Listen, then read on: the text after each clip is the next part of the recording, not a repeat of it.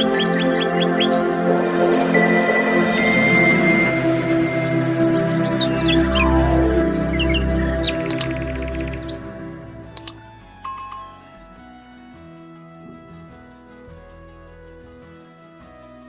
शिक्षक साथियों, KLC education से मैं कुंदन कुमार एक बार पुनः फिर आपका तहे दिल से स्वागत करता हूं। पिछली मैंने पहले क्लास में देखा था बाल विकास के कुछ टॉपिक को, जिसमें किशोरावस्था में और बाल्यावस्था साथ साथ प्रौढ़ावस्था यानी कि बांटने के तरीके को देखे थे, किस लेवल पे हम कैसे बांटेंगे और उसमें क्या क्या बदलाव आएंगे। आज मैं दूसरी क्लास में मैं इसे थोड़ा सा रिवीजन करूंगा, उसके बाद आगे बढ़ूंगा और आपको वस्तुनिष्ठ प्रश्नों का अध्ययन भी देखूंगा। आज सब्जेक्टिव देखेंगे, अगले क्लास में इसका ऑब्जेक्टिव देखेंगे, ताकि आप भी जान रहे हैं प्रधान शिक्षक का जो हमारा सिलेबस है वो हम पूरा कंप्लीट कवर करेंगे। डेली हमारे वीडियो आते रहेंगे, आप इस चैनल को सब्सक्राइब कर लेंगे, साथ ही साथ वीडियो को लाइक करेंगे ताकि हमें भी मोटिवेशन मिले और आपके लिए मैं कुछ नया करके दे सकूं। चलिए आज का क्लास हम लोग देखते हैं, पिछले क्लास का अध्ययन करेंगे, क्योंकि हम लोग जान रहे हैं कि हमारा प्रधान शिक्षक का बहुविकल्पीय प्रश्न है। यानी कि बहुविकल्पीय का कहने का मतलब होता है आपका ऑब्जेक्टिव तो है ही, साथ में 1, 2, 3 नंबर तो रहेगा ही रहेगा, उसमें से एक विकल्प, दो विकल्प या तीनों विकल्प भी सही हो सकते हैं। अब तक हमने जो देखा था उसमें से केवल और केवल एक विकल्प है, लेकिन बीपीएससी द्वारा हर एग्जाम में बहुविकल्पीय प्रश्न होते हैं, जहां से कि 1 नंबर 2 नंबर या तो उसमें से कोई एक या तो उसमें से एक से ज्यादा सही हो सकते हैं। चलिए मैं फिर डिस्कस करूंगा। आज सबसे पहले देखेंगे विकास की अवस्था के मुख्य विशेषता व शिक्षा का आयोजन। शिशुअवस्था में हम पहले रिवीजन कर रहे हैं, क्या क्या था शिशुअवस्था में हम लोग देख रहे हैं। सबसे पहले शिशुअवस्था में नैतिकता का अभाव होता है, जन्म से 6 वर्ष तक, और उसमें अनुकरण के द्वारा सीखने की प्रवृत्ति होता है, मूल प्रवृत्ति पर आधारित व्यवहार होता है, शारीरिक विकास में तीव्रता आता है, संवेग परिवर्तन, संवेग का प्रदर्शन मुख्यतः जैसे भय, क्रोध, प्रेम, पीड़ा इत्यादि होता है। जो हमारा विशेषता है ये दूसरों पर निर्भरता होता है, आत्म प्रेम की भावना जगती है और सीखने सिखाने में की प्रक्रिया में तीव्रता आता है। ये हमारा था शिशुअवस्था की विशेषता है। उसके बाद हम लोग देखेंगे शिशुअवस्था में शिक्षा का स्वरूप क्या होगा। शिशुअवस्था में शिक्षा का स्वरूप हमारा होगा खेल व क्रिया के द्वारा शिक्षा होगा, आत्म प्रदर्शन का अवसर होगा, उचित व्यवहार होगा, उचित वातावरण का होगा, जिज्ञासा की संतुष्टि होगा, विभिन्न अंगों की शिक्षा होगा, चित्रों की महानियों का शिक्षा होगा और मूल प्रवृत्तियों का प्रोत्साहन होगा। मैं पिछले क्लास का रिवीजन देख रहा हूँ, मैंने पिछले क्लास में डिस्कस किया था, आज मैं इसे डायग्राम के थ्रू देख रहा हूँ। उसके बाद हमारा आता है बाल्यावस्था। बाल्यावस्था जो हमारा पिछले क्लास में मैंने बताया था 6 से 12 साल तक, इसमें क्या क्या हमारा शारीरिक परिवर्तन होंगे। बाल्यावस्था की विशेषता क्या क्या होगी। सबसे पहले शारीरिक व मानसिक स्थिरता आएगी, शारीरिक और मानसिक स्थिरता आएगी और रचनात्मक कार्यों में रुचि बढ़ जाएगा। इसके साथ ही साथ बच्चे में शिक्षा यानी कि संग्रह करने की प्रवृत्ति का विकास होगा, साथ ही साथ सामाजिक गुणों का भी विकास होगा, यानी कि सामाजिक चेतना की भावना बढ़ेगी, जिज्ञासा में प्रबलता आएगा, उसके बीच जिज्ञासा होगा, पूछने में प्रबलता आएगा, क्या कर रहे हैं, इससे करने से क्या होगा, इससे क्या फायदे होंगे, काफी जिज्ञासा होंगे। वास्तविक जगत से संबंध होगा, वास्तविकता से परिकल्पना से वो वास्तविकता में आने लगेंगे और सामूहिक प्रवृत्ति की प्रबलता हो गया। पिछला क्लास में मैंने बताया था कि वो ग्रुप में खेलों में भाग लेना प्रारंभ कर देगा, जिसे हम लोग टोली कहते हैं, टोली के रूप में वो आ जाएगा। उसके बाद नैतिक गुणों में विकास होगा, नैतिक गुण उसका बढ़ जाएगा और सामाजिक साथ ही साथ सामाजिक गुणों का विकास होगा। उसके बाद हम लोग देखते हैं बाल्यावस्था में शिक्षा का स्वरूप। बाल्यावस्था में शिक्षा का स्वरूप क्या होगा। बाल्यावस्था हमारा 6 से 12 साल का है, जहाँ की शिक्षा का स्वरूप हमारा सोचने की प्रवृत्ति को प्रोत्साहन, यानी कि सोचने की प्रवृत्ति में उसका प्रोत्साहन मिलेगा, जिज्ञासा की संतुष्टि, यानी कि हम उसको शिक्षा दे रहे हैं तो उसके मन में उत्पन्न हुई भावना को संतुष्ट करेंगे। बच्चे के मन समझना बहुत ही जरूरी है, जहां से कि उसके मन में विचारों में एक लहर का उत्पन्न होते रहता है, उसी लहर को समेटना हर शिक्षक का दायित्व होता है। वही लहरें जो समेट लेता है वही एक अच्छे शिक्षक कहलाते हैं, क्योंकि उसकी जिज्ञासी प्रवृत्ति हमें बार बार वो जानने का प्रयास करता है, जहां से कि उसकी जब तक वो जान नहीं लेता तब तक वो जानने का प्रयास करता है। उसके बाद रोचक विषय सामग्री, उसके विषय सामग्री में रोचकता बढ़ेगी। भाषा का ज्ञान पर बल, हम लोग भाषा के शिक्षा का प्रारूप में उसके भाषा पर बल देंगे। सामूहिक प्रवृत्ति की तुष्टि, उसके सामूहिक प्रवृत्ति यानी कि समूह में कार्य करने के लिए उसको प्रेरित करेंगे। साथ ही साथ पाठ सहभागी क्रिया की विशेषता, उसके पाठ के अनुरूप उसके क्रिया का विशेषता देंगे। उसके बाद नैतिक शिक्षा, उसे हम बाल नैतिक शिक्षा देंगे। उसके बाद पर्यटन व स्काउटिंग व्यवस्था, हम लोग पर्यटन देखने के लिए लेके जाते हैं, पर्यटन के लिए स्काउटिंग व्यवस्था। संवेग के प्रदर्शन का अवसर, संवेग के प्रदर्शन का अवसर देंगे। उसके बाद हमारा आता है किशोरावस्था। जब देख रहे हैं किशोरावस्था हमारा 12 से 18 साल का है, किशोरावस्था का काल हमारा सबसे महत्वपूर्ण है। एस्टेनल हॉल के अनुसार कहता है किशोरावस्था बड़े संघर्ष, तनाव, तूफान तथा विरोध की अवस्था है।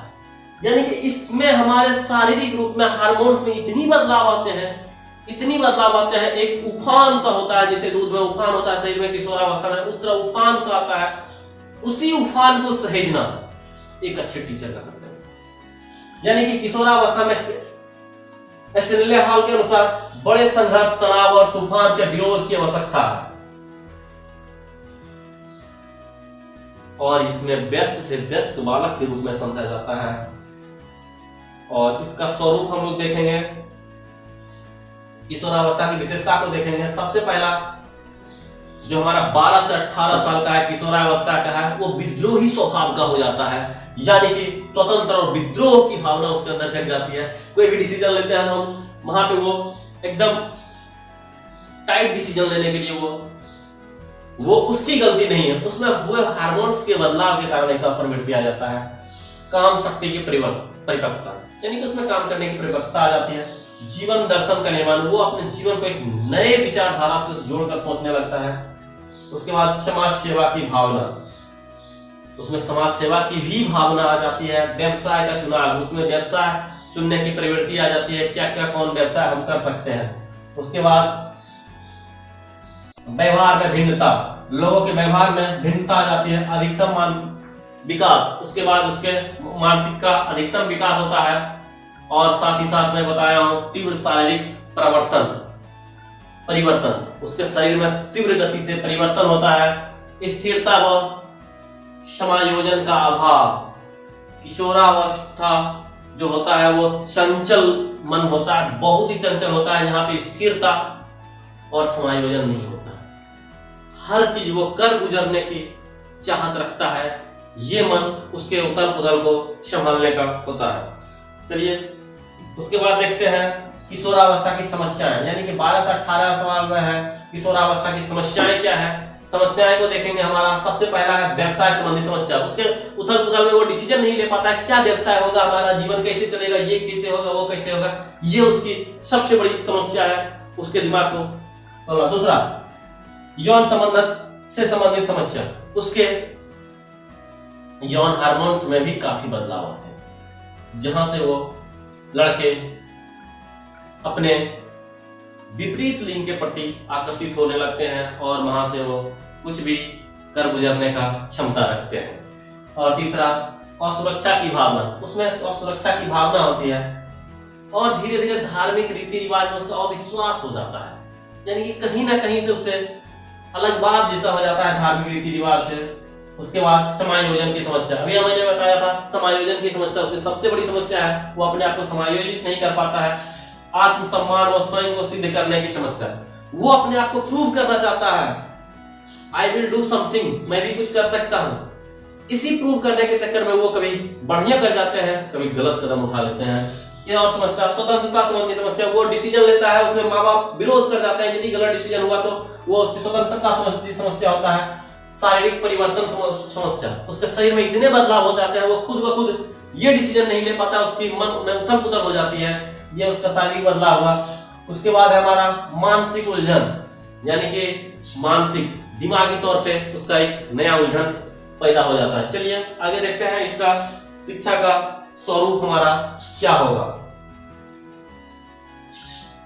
किशोरावस्था में शिक्षा का स्वरूप क्या होगा? सबसे पहले जीवन दर्शन की शिक्षा, उसको जीवन दर्शन की शिक्षा देना चाहिए जहां से वो अपने जीवन को जान सके। दूसरा, व्यक्ति भिन्नता के अनुसार शिक्षा, व्यक्तिगत भिन्नता, यानी कि उसके शिक्षा जो है उसके अनुरूप क्या वो सोचना चाहता है उसके अनुरूप शिक्षा देना चाहिए। नैतिक शिक्षा, हमें उसे नैतिक शिक्षा भी देना चाहिए। उपयुक्त शिक्षण विधियों का प्रयोग, हमारे पास बहुत सारे शिक्षण विधि है। शिक्षण विधि का प्रयोग यौन शिक्षा, सबसे जरूरी यही चीज जो कि हमारे ग्रामीण परिवेश में नहीं हो पाता है, जिसके कारण वो कुछ गलत कदम उठा लेते हैं। किशोर के महत्व को मान्यता, उसके वैल्यू देना हम बंद कर देते हैं, क्योंकि उसमें कर गुजरने की चाहत होती है और उसी समय हम लोग उसको वैल्यू नहीं देते।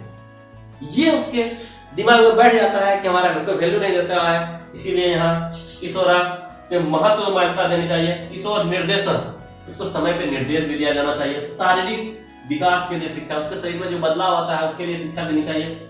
मानसिक विकास के लिए शिक्षा, यानी मन में जो उसको उथल पुथल है उसके लिए भी शिक्षा देना चाहिए। और सामाजिक समन्वय की शिक्षा, हमारे समाज में कैसा व्यवहार करना चाहिए, ये हमारा समन्वय की विशेषता होना चाहिए। अब ये तो हमारा पिछला चैप्टर शिक्षा का स्वरूप क्या होना चाहिए ये तो था। आज फिर हम लोग देखेंगे पियाजे, वाइगोत्स्की और लॉरेंस का कथन क्या क्या आया इस संबंध में। कहता है मानव वृद्धि व विकास के विभिन्न आयाम हैं। मानव का वृद्धि और विकास के विभिन्न आयाम हैं और इन्हीं वृद्धि और विकास के लिए जीन पियाजे, वाइगोत्स्की, लॉरेंस, क्वार्क, अनेकों आदमी ने ये अपना अपना मंतव्य दिया। जीन पियाजे तथा वाइगोत्स्की संज्ञानात्मक विकास के क्षेत्र में अपना सिद्धांत प्रस्तुत करते हैं, जबकि लॉरेंस नैतिक विकास में। ये दोनों जीन पियाजे और वाइगोत्स्की जो है हमारा संज्ञानात्मक विकास और लॉरेंस कुहलबर्ग जो है नैतिक विकास। हमारा क्वेश्चन आएगा नैतिक विकास में किनका सिद्धांत, कौन सिद्धांत दिया है, तो हमारा हो जाएगा लॉरेंस कुहलबर्ग। जबकि संज्ञानात्मक विकास में हमारा है जीन पियाजे तथा वाइगोत्स्की। जीन पियाजे का सिद्धांत, हम लोग जीन पियाजे जो देखते हैं वो एक स्विस मनोवैज्ञानिक यानी स्विट्जरलैंड के, वो एक स्विट्जरलैंड के मनोवैज्ञानिक थे जिन्होंने अल्फ्रेड बिने जो कि उनके प्रोफेसर थे उनके साथ रह के काफी दिन काम किया था और उन्होंने बालक के संज्ञानात्मक विकास पर भी काफी अपना वक्तव्य दिए थे, काफी रिसर्च किया था। तत्पश्चात उन्होंने एक सिद्धांत प्रतिपादित किया जो कि जीन पियाजे का संज्ञानात्मक विकास का सिद्धांत कहा जाता है। पियाजे का संज्ञानात्मक विकास के सिद्धांत में कहते हैं बालक में वास्तविकता के स्वरूप के बारे में चिंतन करना तथा खोज करने की शक्ति न तो बालक को परिपक्वता स्तर पर और न ही सिर्फ उसे अनुभव पर निर्भर करती है, बल्कि इन दोनों के अंतः क्रिया के द्वारा निर्धारित होती है। पियाजे के संज्ञानात्मक विकास के सिद्धांत में महत्वपूर्ण जो है हमारा सबसे संपर्क है अनुकूलन के विषय में पियाजे साहब कहते हैं बालक में वातावरण के सामंजस्य स्थापित करने की जन्मजात प्रवृत्ति को अनुकूलन कहते हैं। बालक में जो है हमारा वातावरण इन्वायरमेंट के साथ जो सामंजस्य स्थापित करता है उसको अनुकूलन कहेंगे। अनुकूलन हमारा दो प्रकार का होगा, एक आत्मसत्करण और एक समायोजन। एक आत्मसत्करण और एक समायोजन।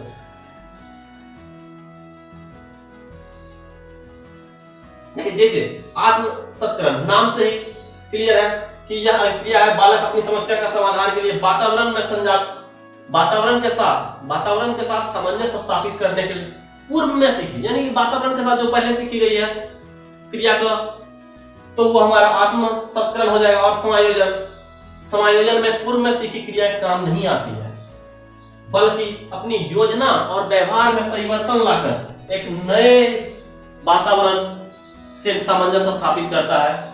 ये एकदम सिंपल सा सोचेंगे। अनुकूलन पियाजे साहब के साथ का जो दो था अनुकूलन, पहला अनुकूलन है, अनुकूलन में दो होगा। पहला आत्मसत्करण में है हमारा सबसे पहले जो वातावरण के साथ पूर्व में सीखी गई क्रिया से अपना समाधान करता है वो आत्मसत्करण कहलाता है, जबकि समायोजन पहले वाली क्रिया काम नहीं आता है, वो एक नई समस्या लेके आता है और वहां से एक अपने व्यवहार में परिवर्तन लाके वातावरण के साथ सामंजस्य स्थापित कर लेता है, जिसे समायोजन कहते हैं। दूसरा अनुकूलन के बाद आ जाता है साम्यधारण। साम्यधारण में कहता है यह प्रत्यय अनुकूलन से मिलता है, यह अनुकूलन के जैसा है, लेकिन समानता बालक में आत्म संतुलन और समायोजन के बीच संतुलन स्थापित करता है। यह प्रत्यय बालक आत्म संतुलन समायोजन दोनों का प्रयोग करता है। यहाँ पे साम्यधारण कहने का मतलब जो पिछला अनुकूलन हुआ था, एक पिछला अनुकूलन जो हुआ था हमारा आत्म संतुलन और समायोजन दोनों को कंबाइंड रूप से चलाता है, वही हमारा साम्यधारण कहलाता है। तीसरा है हमारा संरक्षण। संरक्षण से कहता है वातावरण में परिवर्तन तथा स्थिरता को पहचानने और समझने की क्षमता। संरक्षण जो हमारा वातावरण में जो हमारा स्थिरता जो पहचानने की क्षमता है उसे संरक्षण कहेंगे। उसके बाद आता है संज्ञानात्मक रचना।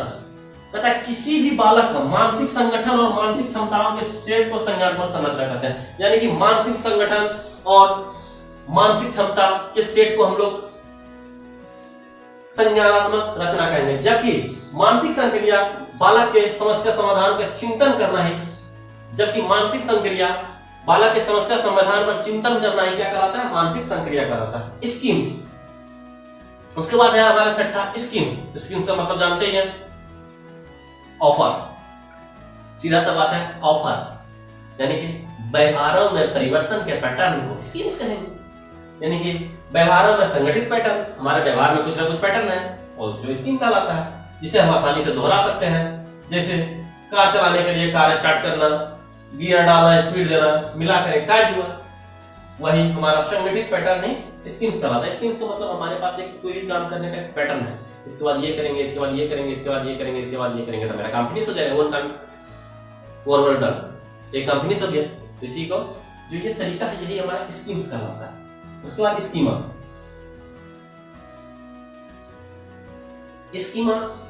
स्कीमा का तात्पर्य मानसिक संरचना, यानी कि मानसिक संरचना जिसका सामान्यीकरण किया जा सके, वही हमारा स्कीमा होता है। उसके बाद हमारा है विकेंद्रीकरण। पियाजे का सिद्धांत में विकेंद्रीकरण, किसी भी वस्तु के चीज के बारे में वस्तुनिष्ठ या वास्तविक ढंग से सोचने की क्षमता भी हमारा विकेंद्रीकरण कहलाता है। किसी भी चीज, फिर से देखेंगे, किसी भी चीज के वस्तुनिष्ठ या वास्तविक रूप से सोचने की क्षमता ही हमारा विकेंद्रीकरण कहलाता है। 2 साल का बच्चा धीरे धीरे वो सोचना स्टार्ट कर देता है। हमारा उसके बाद पियाजे का संज्ञानात्मक विकास का सिद्धांत। पियाजे साहब जो थे उसके संज्ञानात्मक विकास के सिद्धांत में हम लोग देखेंगे। पियाजे साहब जो है 4 प्रमुख अवस्था में बांटा है, जो कि हमारा यहाँ है।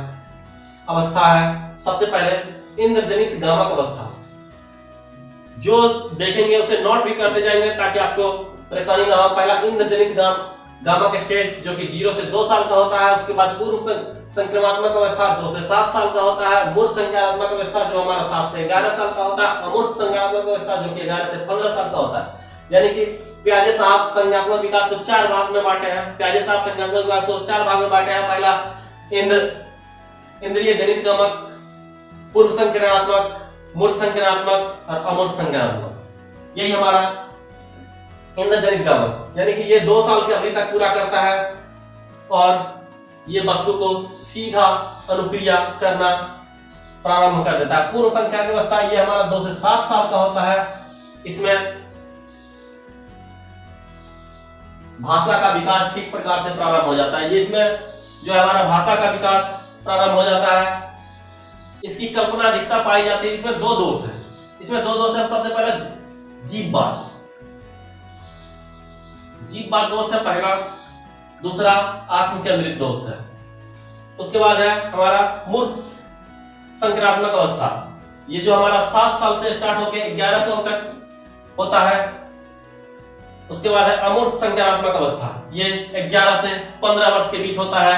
इसमें किशोर का चिंतन अधिक लचीला व प्रभावी हो जाता है। जो हमारा ये अमूर्त है, इसमें किशोर का चिंतन अधिक लचीला हो जाता है और वस्तुनिष्ठ वास्तविकता पाई जाती है। इसमें कहा जाता है कि बालकों में विकेंद्रीकरण पूर्णतः विकसित हो जाता है। उसके बाद हम लोग देखेंगे वाइगोत्स्की के सिद्धांत।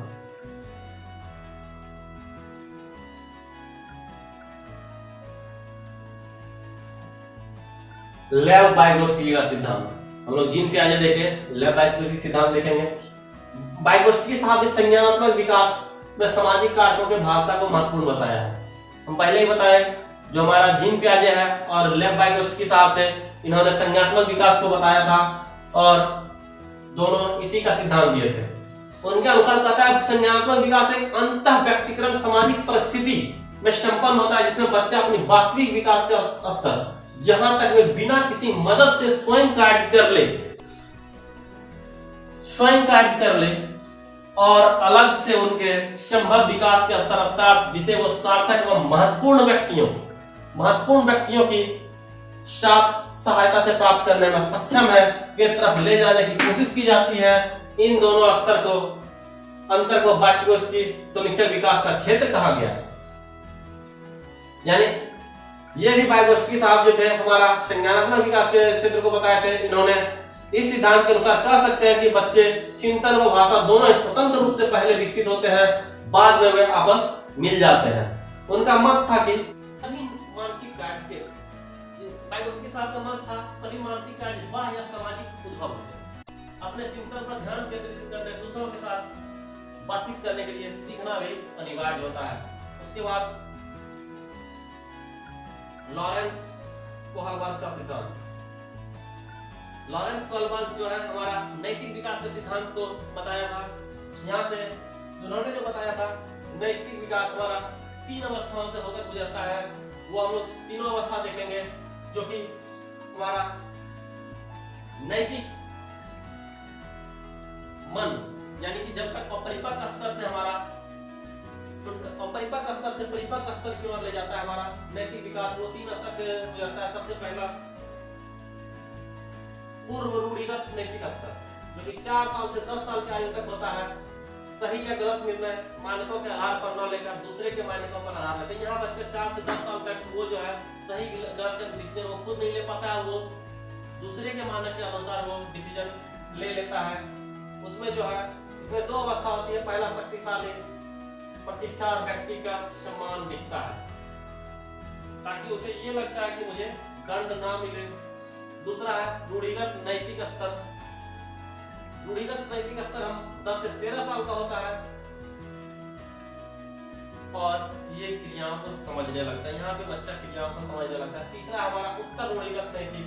यहाँ पे बच्चे नैतिक आचरण संपूर्ण आंतरिक नियंत्रण में होता है तथा नैतिकता का यही स्तर उच्च होता है। यहाँ पे जो हमारा तीसरा है उत्तर रूढ़िगत नैतिक स्तर, यहाँ पे बच्चे का जो है समाज में लेने वाले डिसीजन ये पूर्ण होता है तथा नैतिक आचरण भी इसके पास संपूर्ण होता है और यही सबसे उच्चतम स्तर होता है। कोहलबर्ग ने स्पष्ट किया था कि जैसे जैसे बच्चे किशोर परिपक्व होते जाते हैं, उनकी आयु बढ़ती जाती है, पूर्व कथित क्रम नैतिकता का स्तर बढ़ते चला जाता है, चरण या कदम छोड़कर आगे नहीं बढ़ते।